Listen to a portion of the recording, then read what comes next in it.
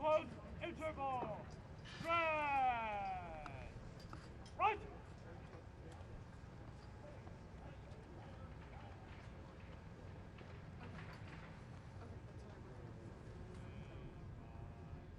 Good. At close interval. Stretch. Right. Ready, go.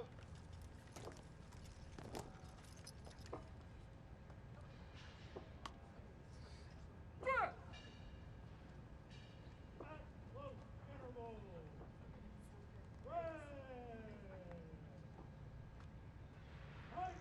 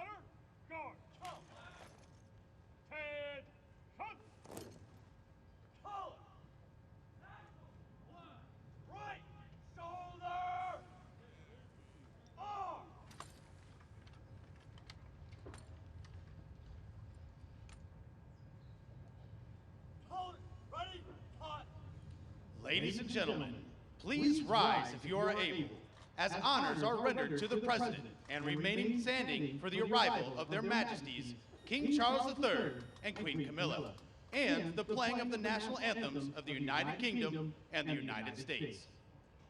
Present, present, march!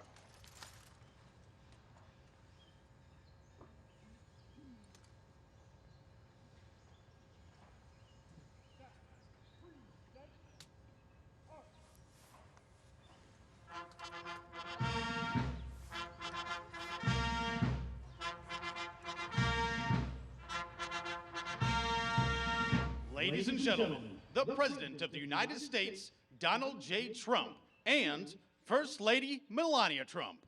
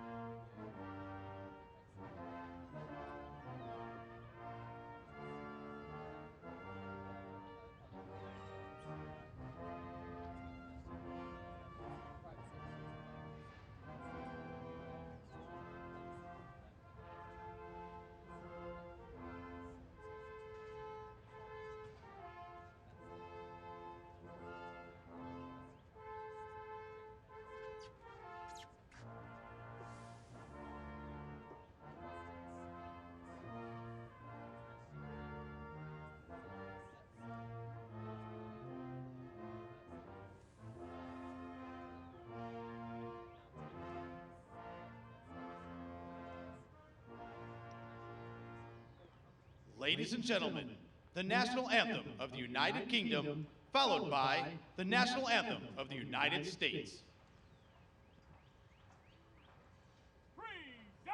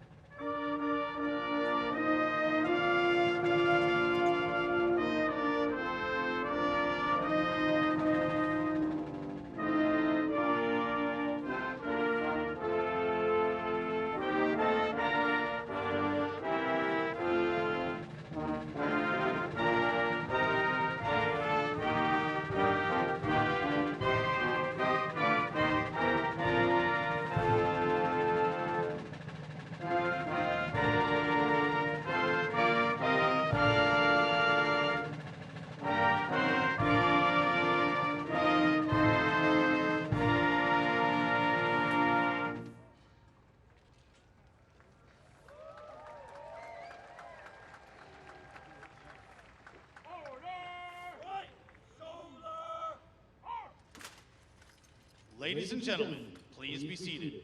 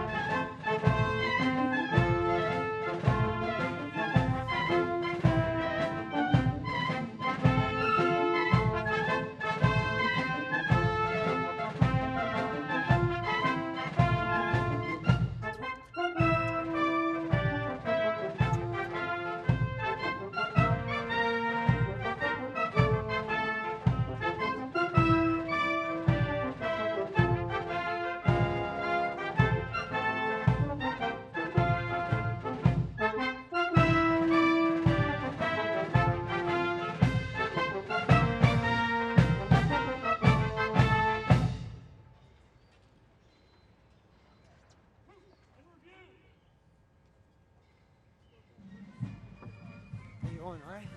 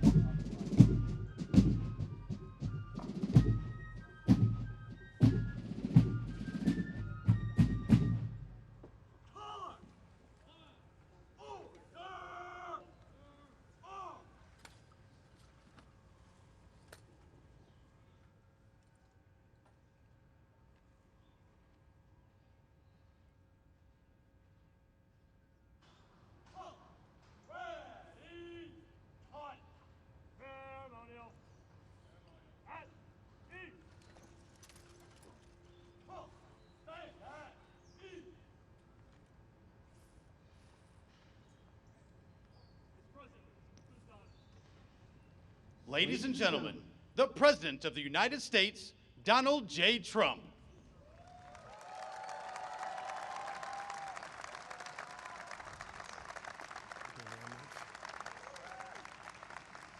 Thank you very much, everybody. What a beautiful British day this is.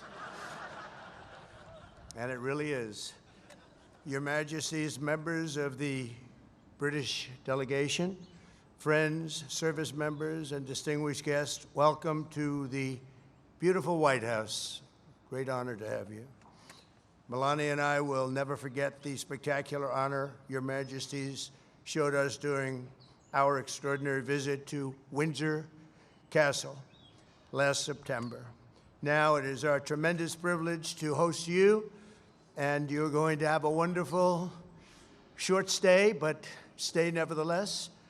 Then you're going over to Congress, and you're going to make a speech that's going to make everybody very envious of that beautiful accent of yours. Very elegant. He's a very elegant man. Here in the shadows of monuments to George Washington, Thomas Jefferson, honoring the British King might seem an ironic beginning to our celebration of 250 years of American independence. But in fact, no tribute could be more appropriate. Long before Americans had a nation or a constitution, we first had a culture, a character, and a creed. Before we ever proclaimed our independence, Americans carried within us the rarest of gifts, moral courage, and it came from a small but mighty kingdom from across the sea. For nearly 2 centuries before the Revolution, this land was settled and forged by men, women, who bore in their souls the blood and noble spirit of the British. Here on a wild and untamed continent, they set loose the ancient English love of liberty and the Great Britain's distinctive sense of glory, destiny, and pride. And that's what it is, glory, destiny, and pride.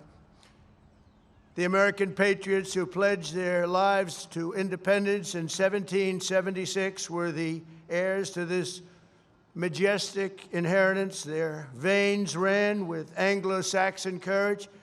Their hearts beat with an English faith in standing firm for what is right, good, and true. In recent years, we've often heard it said that America is merely an idea, but the cause of freedom did not simply appear as an intellectual invention of 1776. The American founding was the culmination of hundreds of years of thought, struggle, sweat, blood, and sacrifice on both sides of the Atlantic. Fate drew a long arc from the meadow at Runnymede to the streets of Philadelphia that ran through the lives of people born and bred on the British code that no man should be denied either justice or right. American patriots today can sing "My country, 'tis of thee, sweet land of liberty," only because our colonial ancestors first sang, "God save the King." We see today a living symbol of this centuries-old bond, just a few dozen feet to the left, where I stand. There, Her late Majesty, Queen Elizabeth, an incredible woman who I had the privilege of getting to know. Queen Elizabeth II, very, very special woman who is very greatly missed on both sides of that mighty Atlantic. Long ago planted a young tree. It was a very young and beautiful tree, and look at it now. It's tripled in size and tripled in strength, very much as our nations have even more than tripled. Like our nation itself, it was laid with British hands but grew in American soil. Today it stands tall and proud, reaching ever higher. And this morning it reminds us that the mightiest of trees, like the greatest of nations, must be anchored by the strongest and deepest of roots.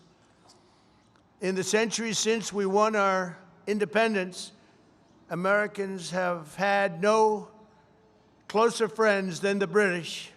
We share that same root. We speak the same language. We hold the same values. And together our warriors have defended the same extraordinary civilization under twin banners of red, white, and blue. My wonderful mother, Mary MacLeod, was born in Stornoway, Scotland, the Hebrides, and that's what they call very serious Scotland. There's no question about it.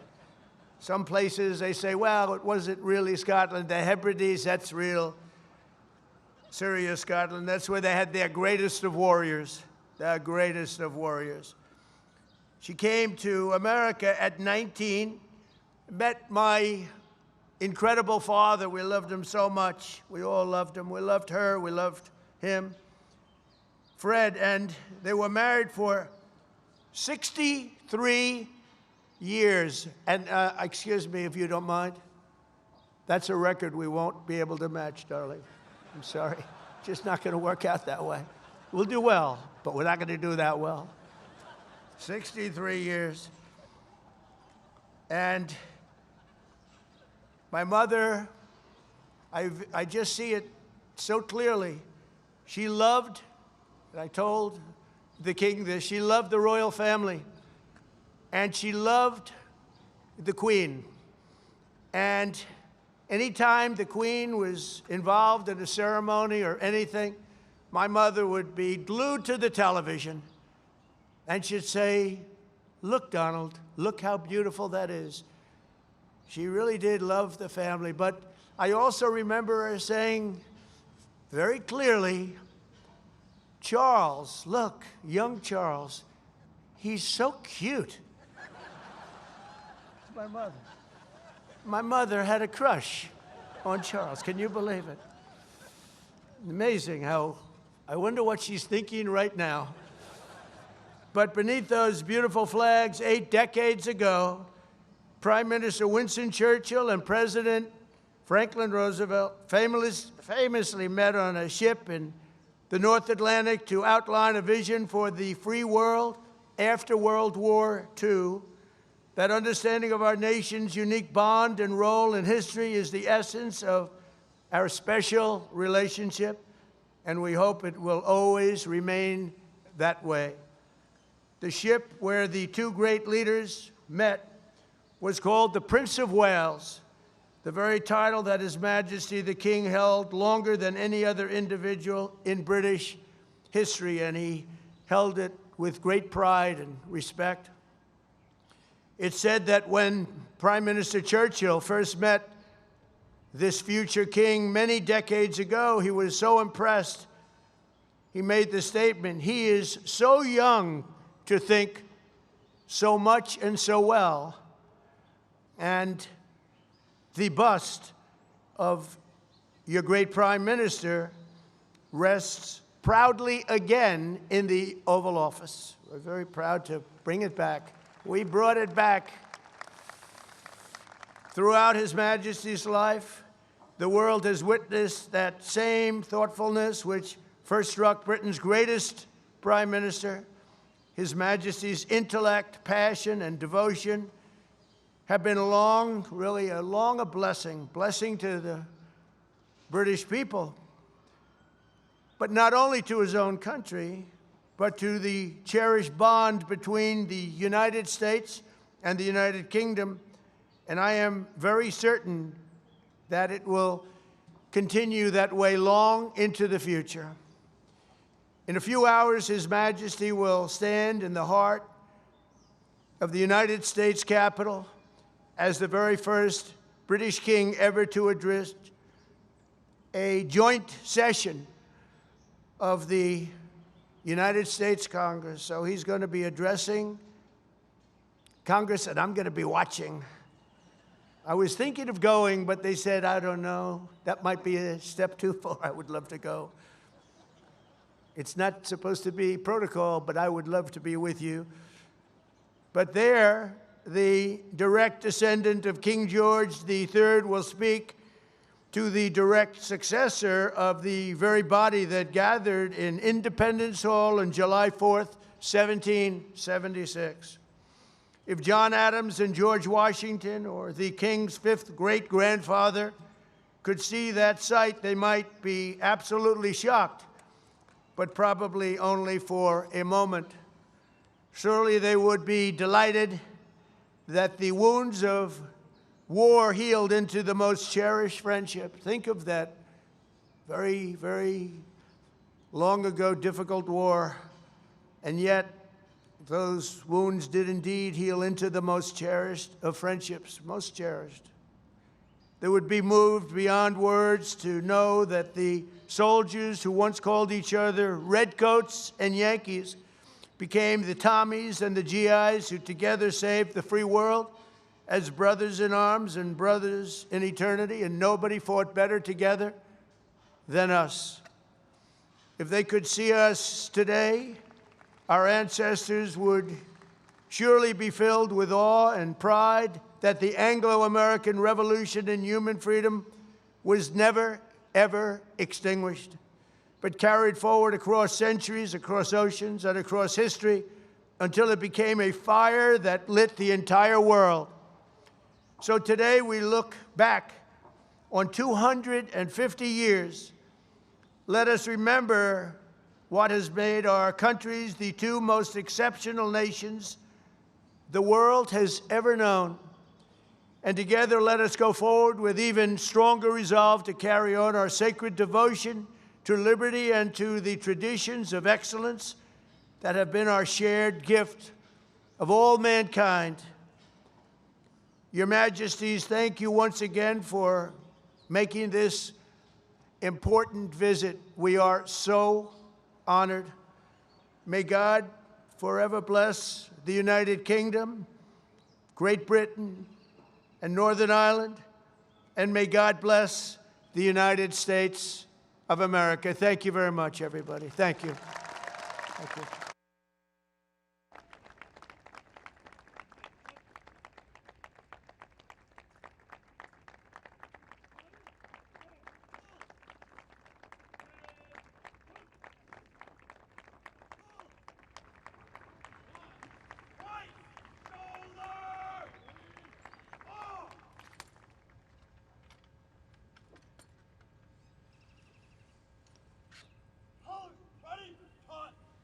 Ladies and gentlemen, please rise if you are able for the conclusion of the ceremony and departure of the official party.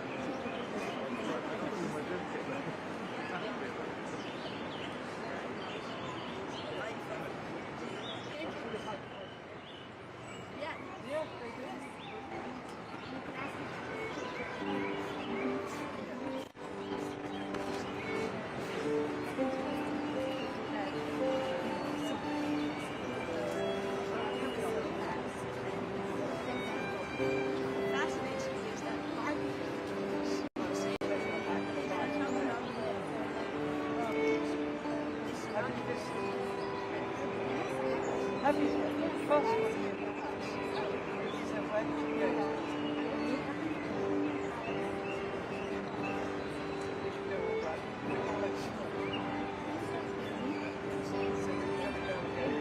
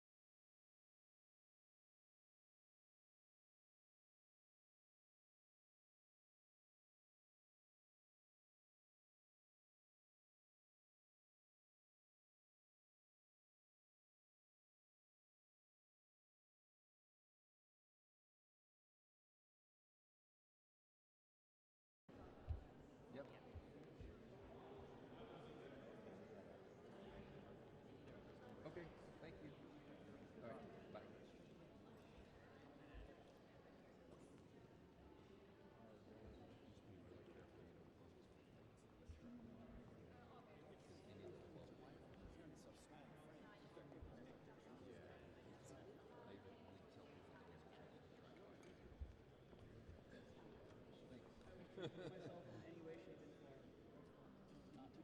I'm watching my foot right here. It's still a 10 Tested it multiple times before. Victoria.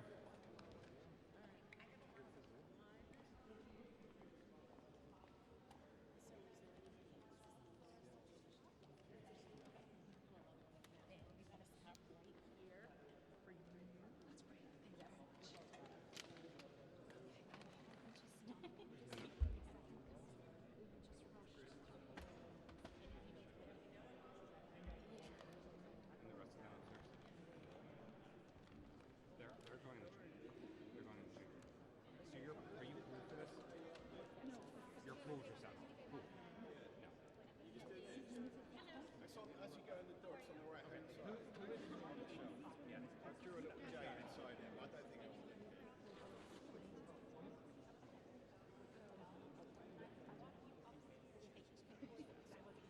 They tell me to make it up.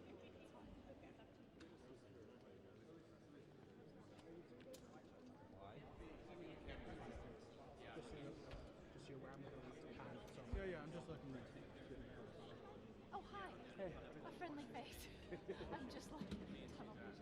Can I just have that back there?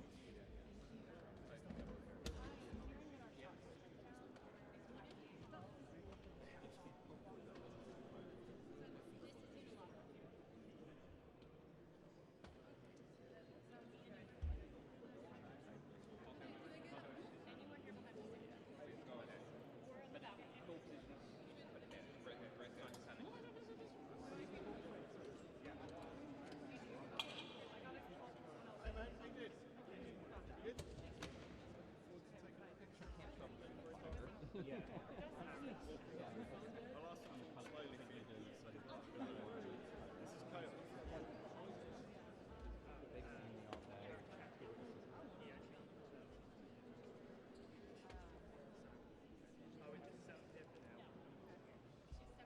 all day. Gotta practice mine. Should you guys want to stay down here or go upstairs? That's a high one, man. Two people. So, it's more of a wide shot. Yeah, sure. Yeah. Right, how do I get there? Okay. I'll show you. All three of you have to get. You're staying here? Do you want me to come with you or should I stay with Darren? Either way. Okay.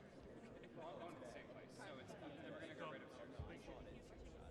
Please squeeze up I can't talk. a few centimeters, just so all three of us. I do need you to go low. Okay. Thank you. There's only the three of us here. Thank you, appreciate it.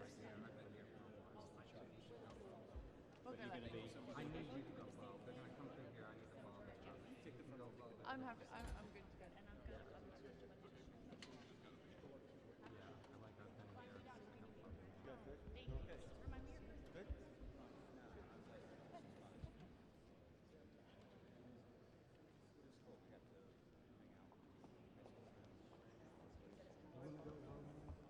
Okay, sorry. You're going to walk from that.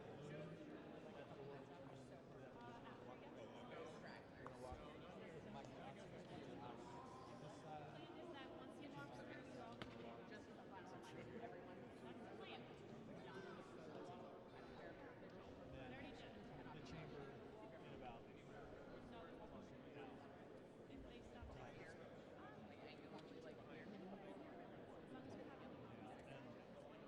gallery person there, the woman the dress, and the young man who's upstairs.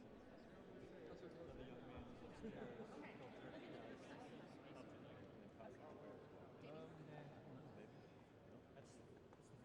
I have no idea. They'll direct you inside I think they leave these up all with your guide. Your guide's with you.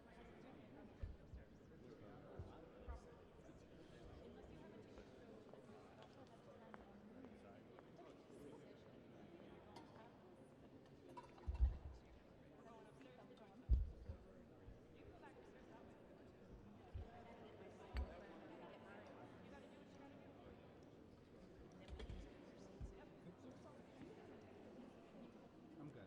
Yeah, everyone. Well, I'm ready.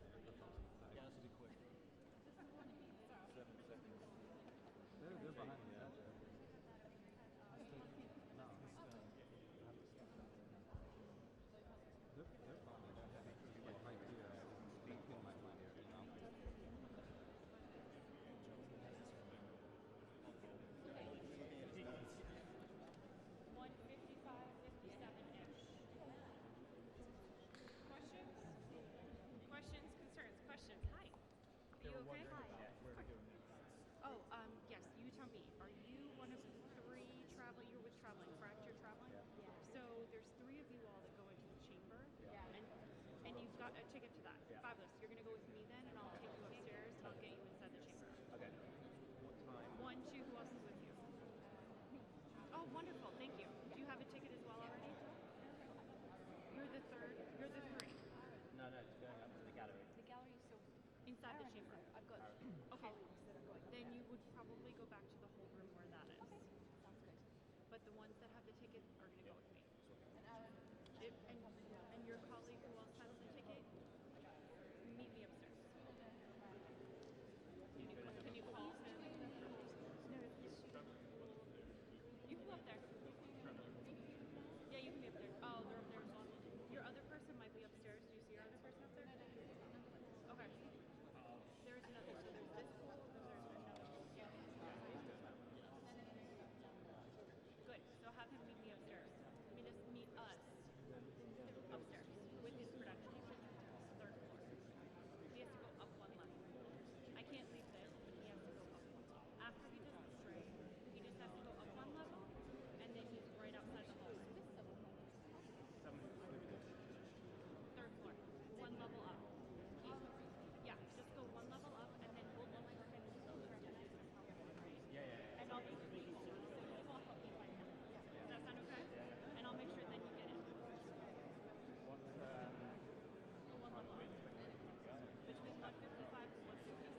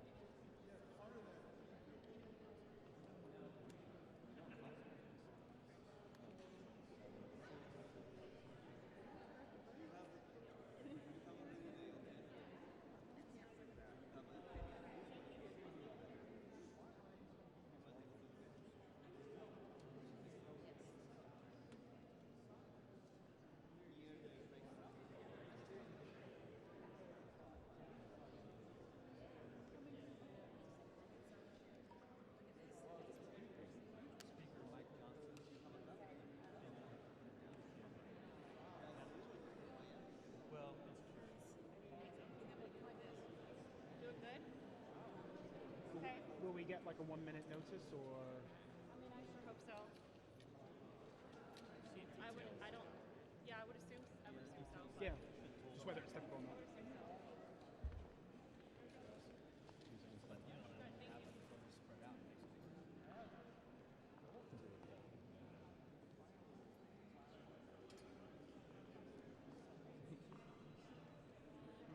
Yeah, I was like, I have a hybrid, but sometimes that's not.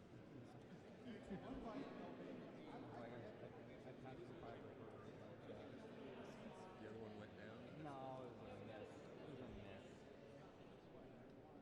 No way it happened. Something did just wow. This was like really cool. Maybe they're talking about something else. Maybe not you. Yeah. Not you. Speaker. Maybe speakers on.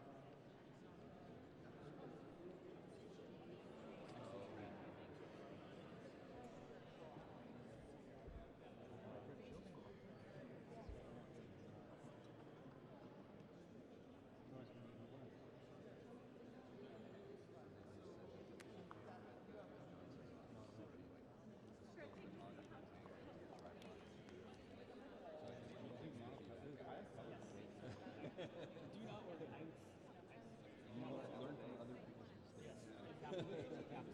I know you're not going to. You're going to be great.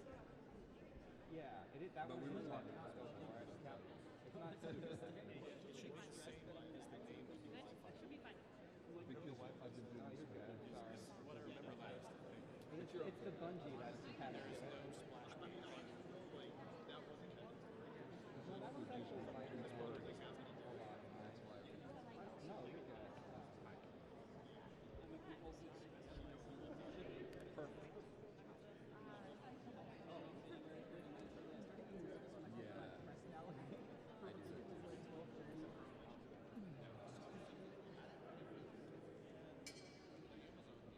do.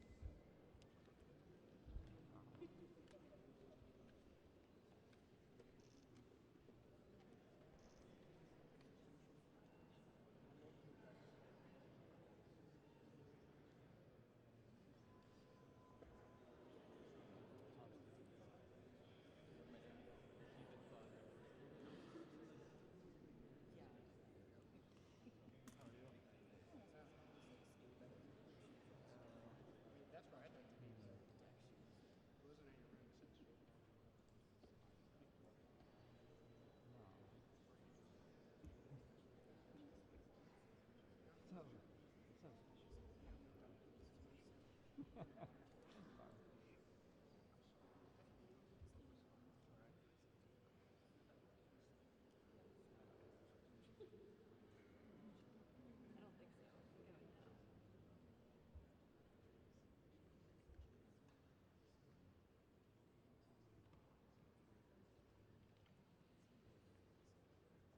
Corinne.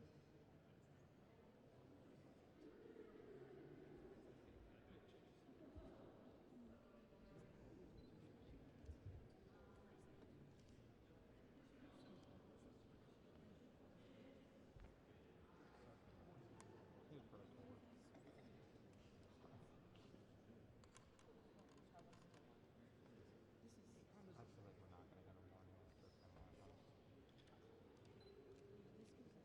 And just the house side. Yeah, it's just I love the State Department for that reason. And you can really see their feet behind the doors. And you're like, alright, you get the gist. Yeah.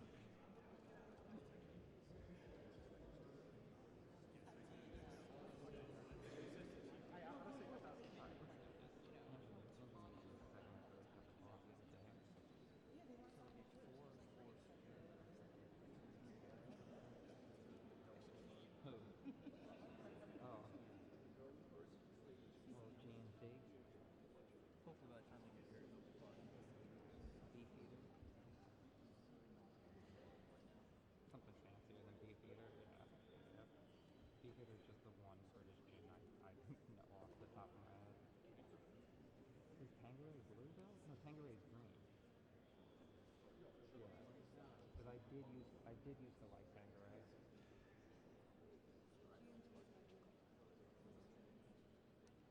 I used to like GNC. Yeah.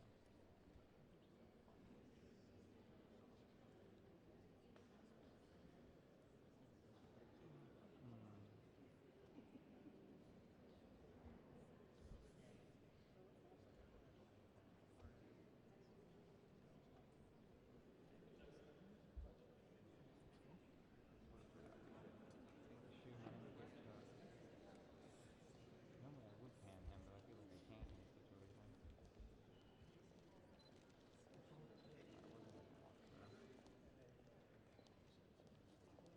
He's a good practice. He's a good practice walk by.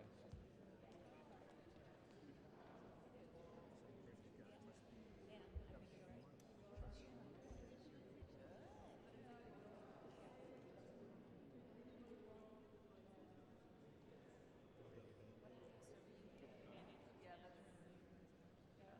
he's not buying custom.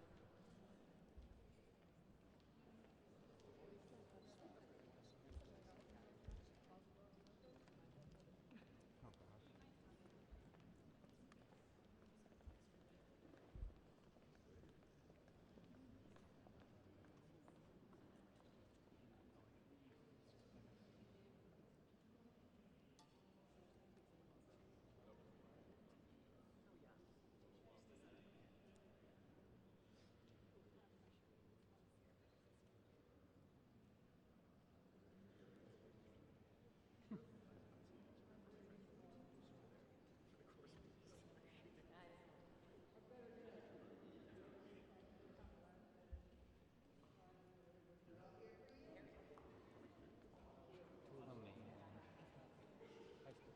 It'd been great if they walked out like during that. Like, oh man, how's it going?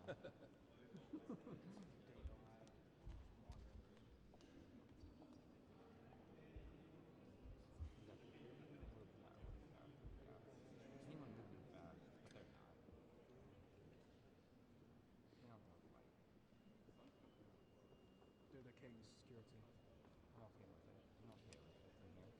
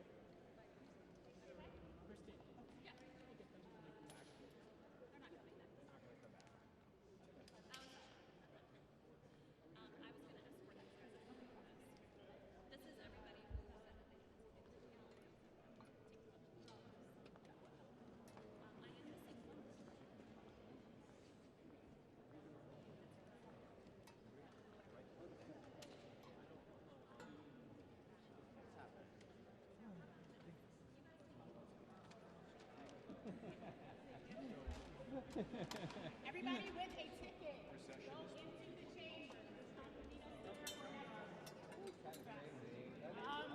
Cameras, breakdown, rolling out.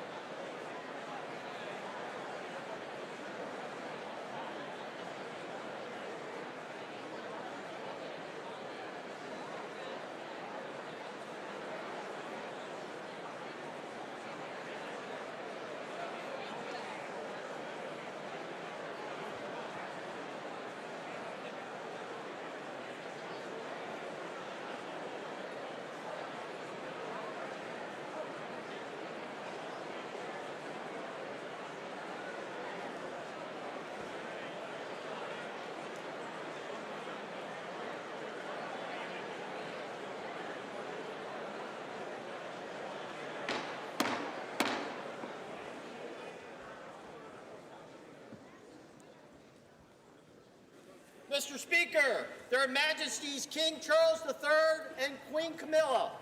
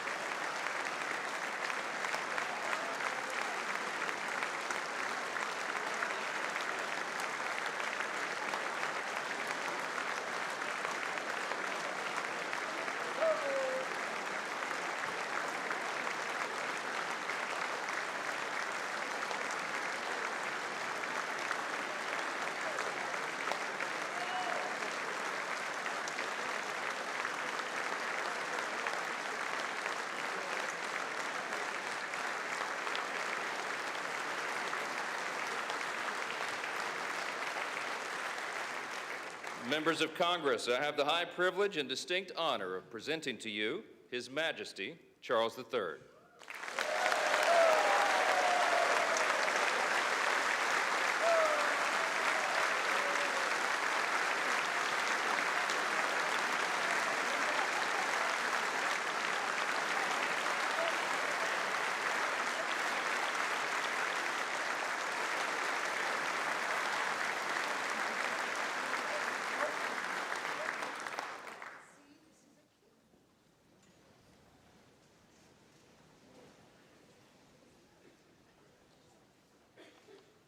Mr. Vice President, Mr. Speaker, members of Congress, representatives of the American people across all states, territories, cities, and communities.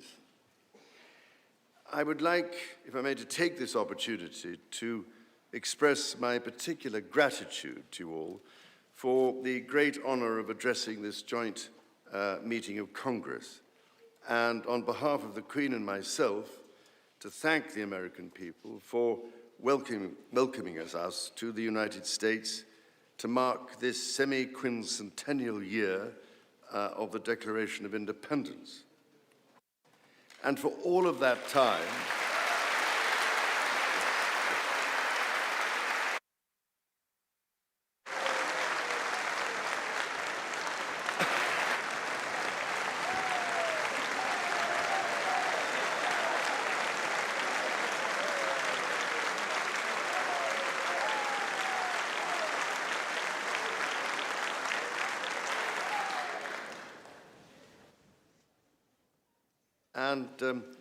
for all of that time, our destinies as nations have been interlinked.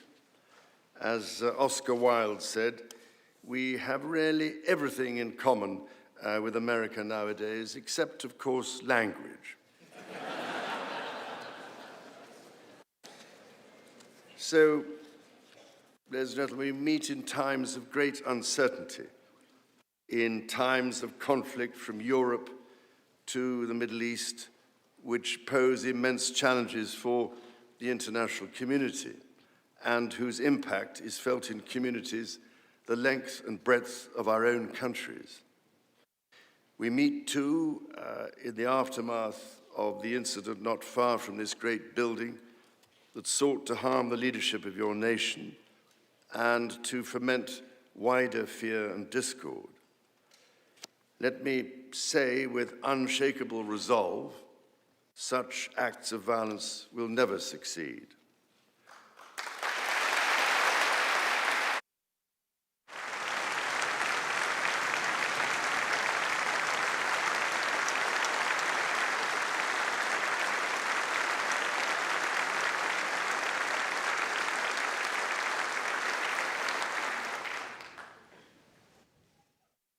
Whatever our differences, whatever disagreements we may have, we stand united in our commitment to uphold democracy, to protect all our people from harm, and to salute the courage of those who daily risk their lives in the service of our countries. Standing here today, it is hard not to feel the weight of history on my shoulder, because the modern relationship between our two nations and our own peoples spans not merely 250 years, but over 4 centuries. It is extraordinary to think that I am the 19th in our line of sovereigns to study with daily attention the affairs of America. So I come here today with the highest respect for the United States Congress, this citadel of democracy created to represent the voice of all American people to advance sacred rights and freedoms. Speaking in this renowned chamber of debate and deliberation, I cannot help but think of my late mother, Queen Elizabeth, who in 1991 was also afforded this signal honor and similarly spoke under the watchful eye of the Statue of Freedom above us. Today, I am here on this great occasion in the life of our nations to express the highest regard and friendship of the British people to the people of the United States. Now, as you may know, when I address my own Parliament at Westminster, we still follow an age-old tradition and take a member of Parliament hostage, holding him or her at Buckingham Palace until I am safely returned. These days, we look after our guests rather well, to the point that they often do not want to leave. I don't know, Mr. Speaker, if there were any volunteers for that role here today. As I look back across the centuries, Mr. Speaker, there emerge certain patterns, certain self-evident truths from which we can learn and draw mutual strength. With the spirit of 1776 in our minds, we can perhaps agree that we do not always agree, at least in the first instance. Indeed, the very principle on which your Congress was founded, no taxation without representation, was at once a fundamental disagreement between us, and at the same time a shared democratic value which you inherited from us. Ours is a partnership born out of dispute, but no less strong for it.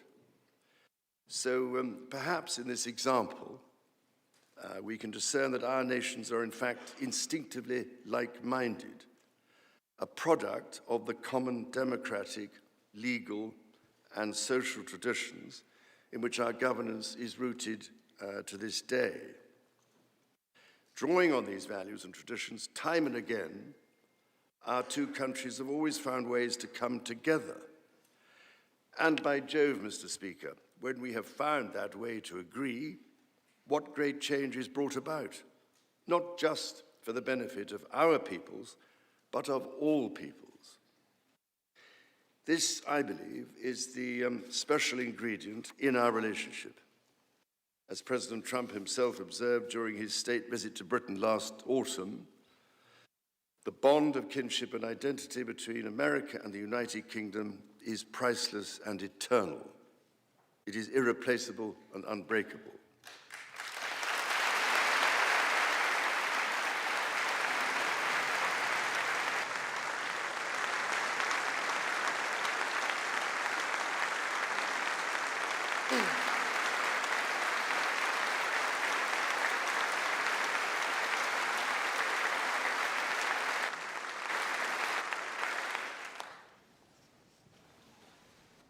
Mr. Speaker, this is by no means my first visit to Washington, D.C., the capital of this great republic. It is, in fact, my 20th visit to the United States and my first as King and head of the Commonwealth. This is a city which symbolizes a period in our shared history, or what Charles Dickens might have called a tale of two Georges.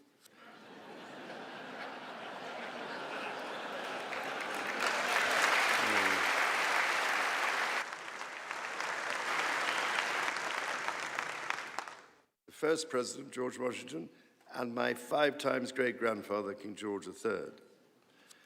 King George, as you know, never set foot in America, and please rest assured, ladies and gentlemen, I am not here as part of some cunning rearguard action.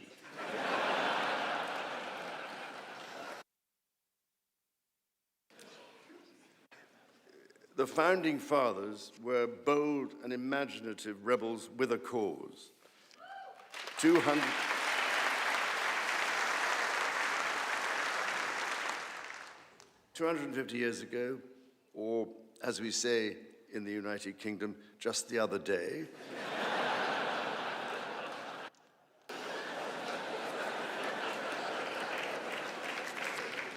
they declared independence. By balancing contending forces and drawing strength in diversity, they united 13 disparate colonies to forge a nation on the revolutionary idea of life, liberty, and the pursuit of happiness. They carried with them and carried forward the great inheritance of the British Enlightenment, as well as the ideals which had an even deeper history in English common law and Magna Carta.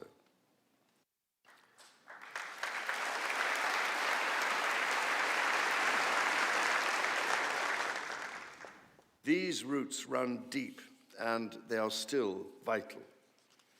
Our Declaration of Rights of 1689 was not only the foundation of our constitutional monarchy, but also provided the source of so many of the principles reiterated, often verbatim, in the American Bill of Rights of 1791.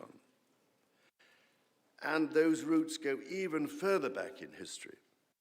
The U.S. Supreme Court Historical Society has calculated that Magna Carta is cited in at least 160 Supreme Court cases since 1789, not least as the foundation of the principle that executive power is subject to checks and balances.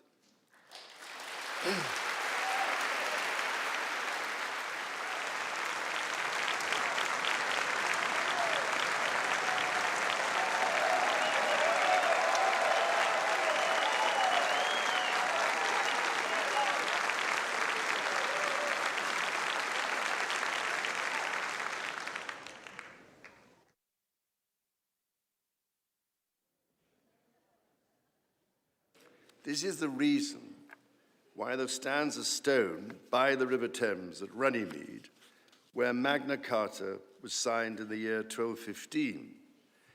This stone records that an acre of that ancient and historic site was given to the United States of America by the people of the United Kingdom to symbolize our shared resolve in support of liberty and in memory of President John F. Kennedy. Distinguished members of the 119th Congress, it is here in these very halls that this spirit of liberty and the promise of America's founders is present in every session and every vote cast, not by the will of one, but by the deliberation of many, representing the living mosaic of the United States. In both of our countries, it is the very fact of our vibrant, diverse, and free societies that gives us our collective strength, including to support victims of some of the ills that so tragically exist in both our societies today.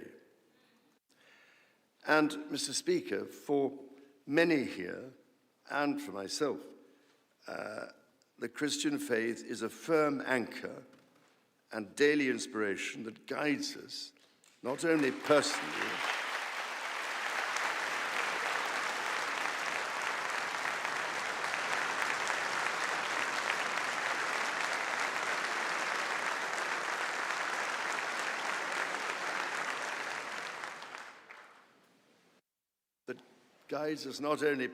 but together as members of our community.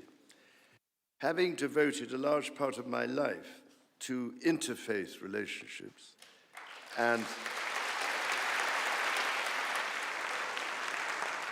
greater understanding, it is that faith in the triumph of light over darkness which I have found confirmed countless times. Through it, I am inspired by the profound respect that develops as people of different faiths grow in their understanding of each other.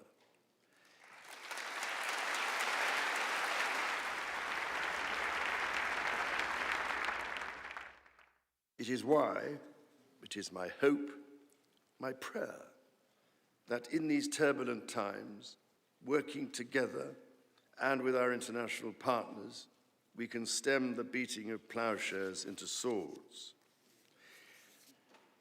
I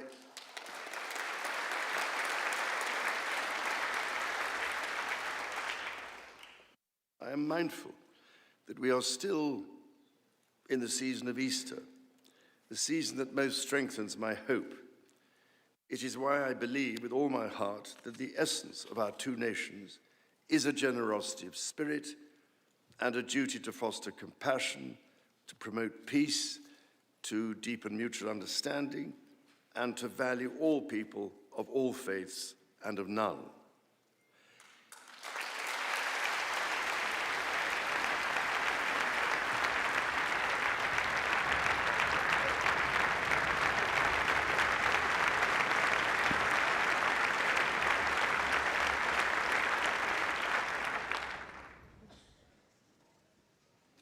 The alliance that our two nations have built over the centuries, and for which we are profoundly grateful to the American people, is truly unique.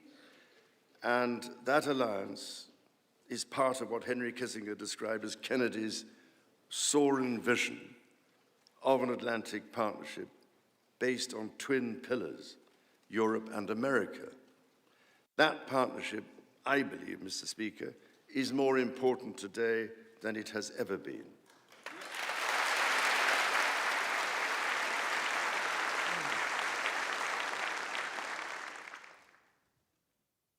The first reigning British sovereign to set foot in America was my grandfather, King George VI. He visited in 1939 with my beloved grandmother, Queen Elizabeth, the Queen Mother.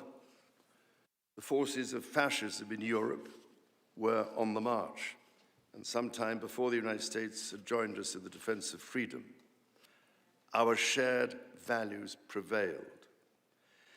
Today, we find ourselves in a new era, but those values remain.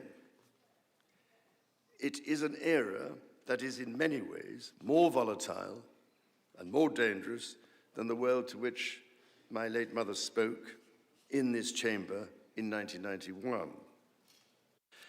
The challenges we face are too great for any one nation to bear alone.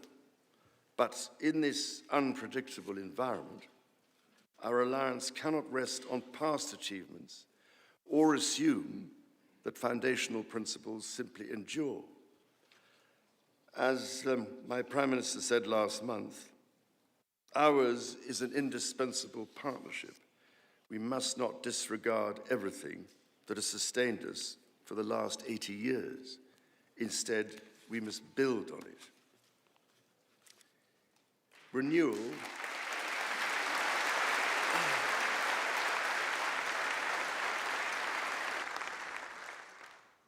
Renewal today starts with security. The United Kingdom recognizes that the threats we face demand a transformation in British defence. That is why our country, in order to be fit for the future, has committed to the biggest sustained increase in defence spending since the Cold War, during part of which, over 50 years ago, I served with immense pride in the Royal Navy, following in the naval footsteps of my father, Prince Philip, Duke of Edinburgh, my grandfather, King George VI, my great-uncle, Lord Mountbatten, and my great-grandfather, King George V. This year, of course, also marks the 25th anniversary of 9/11. This atrocity was a defining moment for America, and your pain and shock were felt around the whole world. During my visit to New York, my wife and I will again pay our respects to the victims, the families, and the bravery shown in the face of terrible loss. We stood with you then, and we stand with you now in solemn remembrance of a day that shall never be forgotten.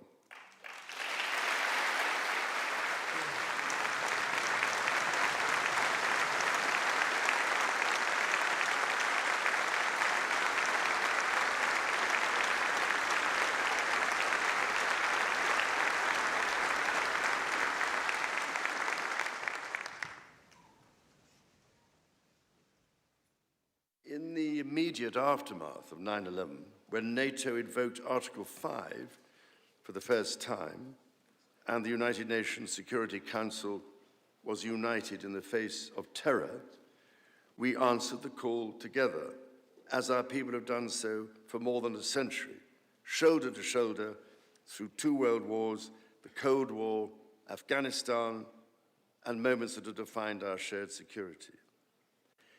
Today, Mr. Speaker, that same unyielding resolve is needed for the defense of Ukraine and her most courageous people.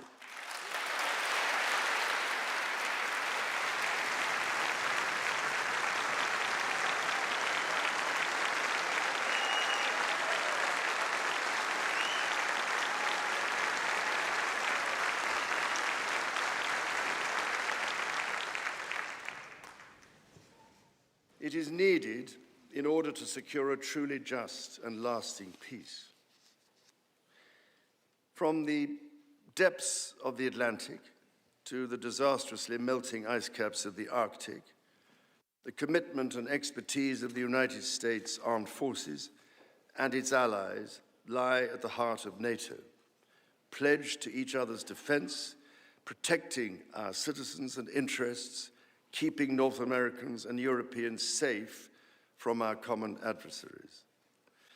Our defense, intelligence, and security ties are hardwired together through relationships measured not in years, but in decades. Today, thousands of U.S. service personnel, defense officials and their families are stationed in the United Kingdom, as British personnel serve with equal pride across 30 American states. We are building F-35s together, and we have agreed the most ambitious submarine program in history, AUKUS.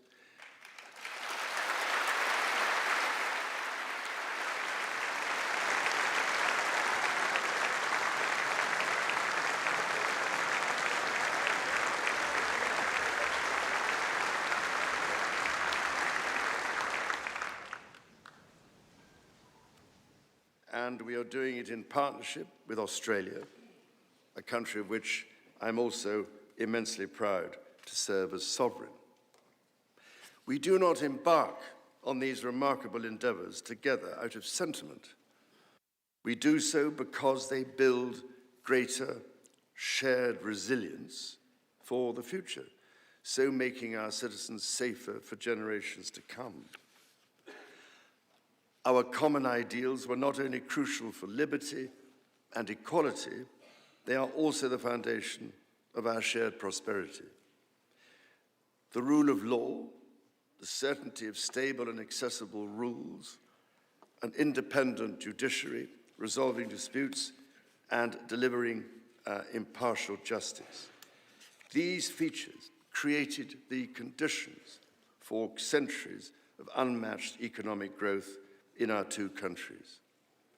This is why our governments are concluding new economic and technology agreements to write the next chapter of our joint prosperity and ensure that British and American ingenuity continues to lead the world.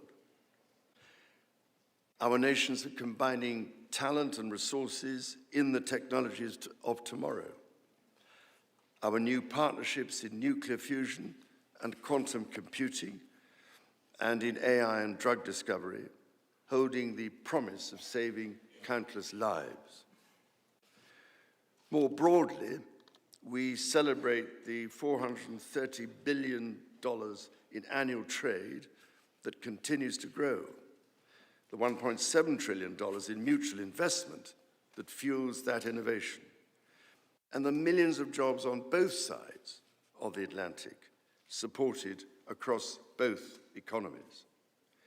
These are strong foundations on which to continue to build for generations yet unborn. Our ties in education, research, and cultural exchange empower citizens and future leaders of both countries. The Marshall Scholarship, named after the great General George Marshall, and the association of which I am so proud to be patron, are emblematic of the connection between our two countries. Since its founding, more than 2,300 scholarships have been awarded, opening doors for Americans from all walks of life to study at the United Kingdom's leading universities. So as we look toward the next 250 years, we must also reflect on our shared responsibility to safeguard nature, our most precious and irreplaceable asset.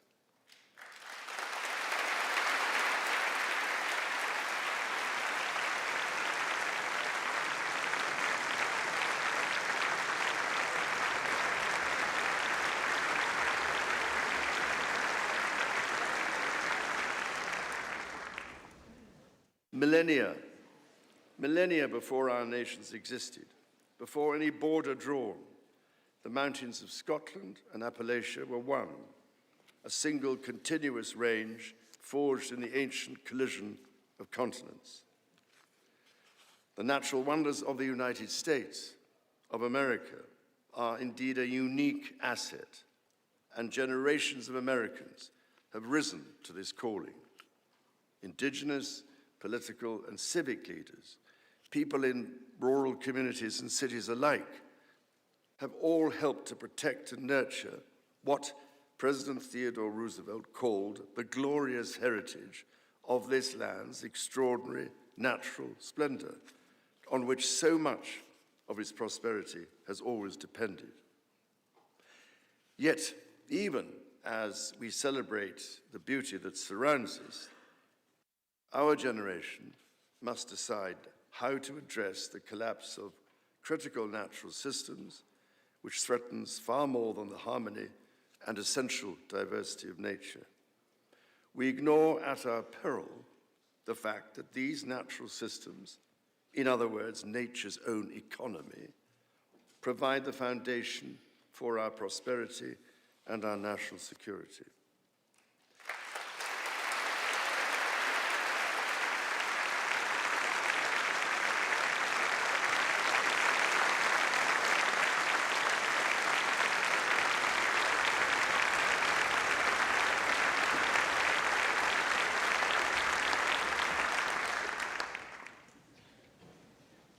The story of the United Kingdom and the United States is at its heart a story of reconciliation, renewal, and remarkable partnership.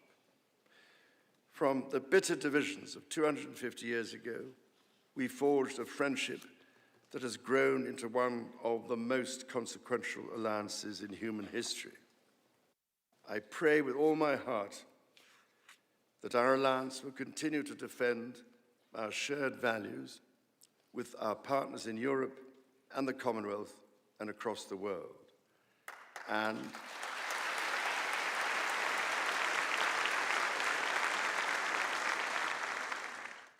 that we ignore the clarion calls to become ever more inward-looking.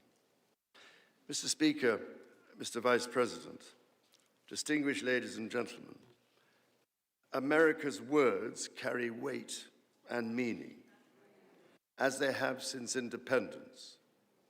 The actions of this great nation matter even more.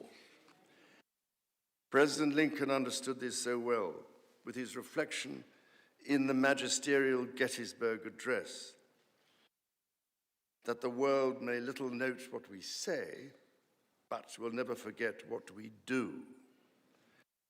And so to the United States of America, on your 250th birthday, let our two countries rededicate ourselves to each other in the selfless service of our peoples and of all the peoples of the world.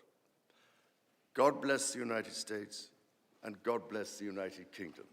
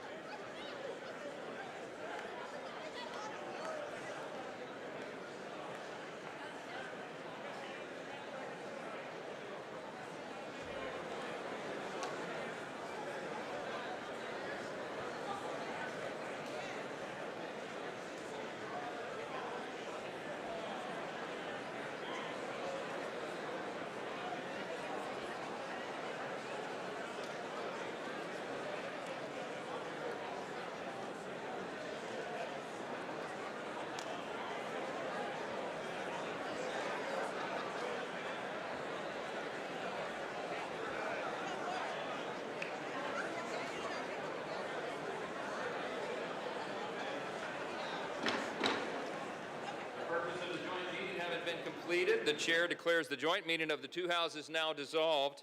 The House will continue in recess, subject to the call of the chair.